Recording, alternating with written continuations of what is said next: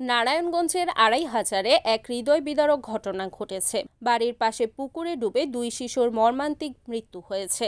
রোববার দুপুরে উপজেলার হাইজাদি ইউনিয়নের সাইজাদি এলাকায় এই দুর্ঘটনা ঘটে। নিহত শিশুরা হলো সাইজাদি গ্রামের আবুল হোসেনের ছেলে আনিসুর রহমান আনিস এবং একই এলাকার জাহাঙ্গীর হোসেনের ছেলে জাহিদুর রহমান জাহেদ। দুপুর 12টার দিকে পুকুরে তাদের মরদেহ ভাসতে দেখে স্থানীয়রা। পরে তাদের উদ্ধার করে উপজেলা স্বাস্থ্য কমপ্লেক্সে নিয়ে যাওয়া হলে কর্তব্যরত চিকিৎসক মৃত ঘোষণা করেন। পরিবারের সদস্যরা জানান, সকালে আনিস ও জাহেদ বাড়ির পাশে পুকুরে গোসল করতে গিয়েছিল। সাঁতার না জানার কারণে তারা পুকুরের অল্প পানিতেই গোসল করছিল।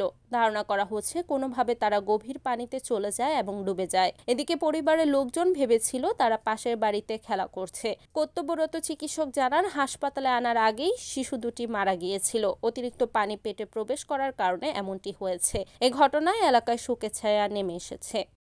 Report Habibullah Mir, NN TV, Araihazar, Narayanganj.